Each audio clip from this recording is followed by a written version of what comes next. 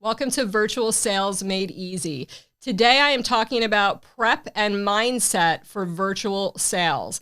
I think what you're going to find is there's not a whole lot of difference between a virtual sale mindset prep and an in-home mindset prep, okay? First and foremost, when we're talking about virtual sales, we need to make sure that we can be versatile, right? We can look at one of the many platforms that are available. It doesn't just have to be a Zoom. We have FaceTime, we have WhatsApp, we have Messenger, we have Google Duo, and there's probably some others that I don't even know about.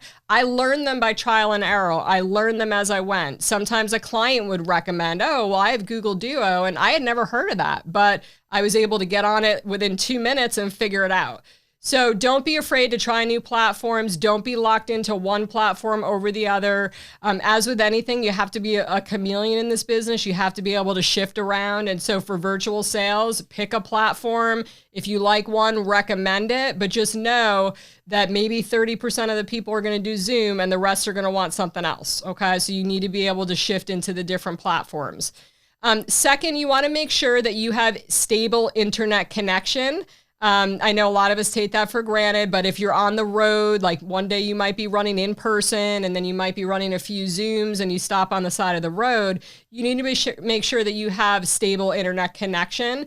You need to make sure that your background is professional, okay? If you're in the car and you go with a fake background, does it look realistic? Does it look cheesy? Are you cut out funny on there? You know, paying attention to things like that. You'd be better off using your car seat as a backdrop. It would look more professional than some of the other, things that pop through on a Zoom, at least if we're talking about Zoom.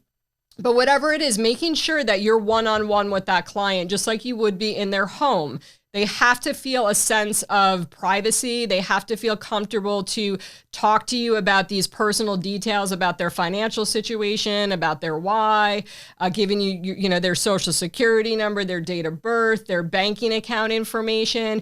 If they see that you're in a crowded Starbucks and there are 30 people around you that are listening in or looking at them on a screen, that's going to hinder them wanting to give you that information and potentially even letting you go that far through the process to even make the sale. So just make sure that you have that lined up from the beginning. And even if there are people around, put your headphones on, make sure they can't hear any background noise and make sure they can't see anybody. Okay. Getting set up with the carriers. This is really important, whether you're virtually selling or in-person selling.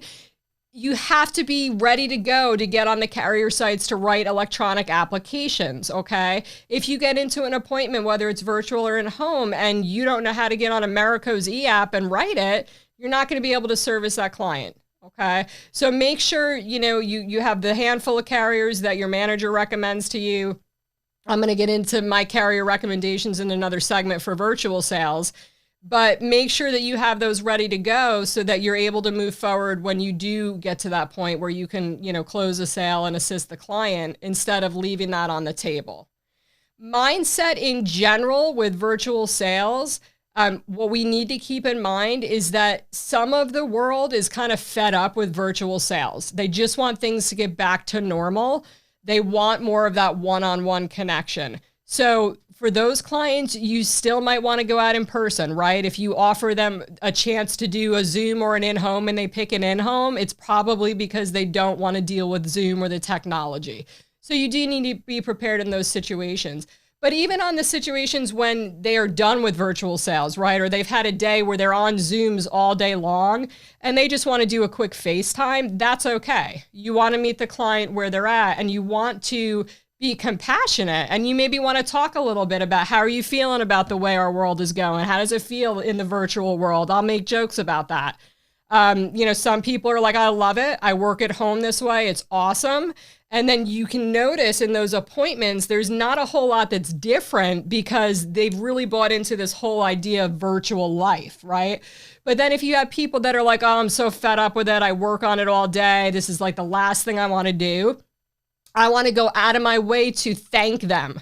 to show them that I'm appreciative, because I have so many families to help due to the pandemic and due to all the requests that we're getting, that this is the only way I can get to everybody is virtually. And I really appreciate them being willing to do one more quick call with me. And I promise I'm not going to keep you too long. So things like that go a long way virtually. And mindset wise, if you understand that, and if you understand that your role is still exactly the same as when you're in the home, then you have no choice but to have success. Hope this helped, guys.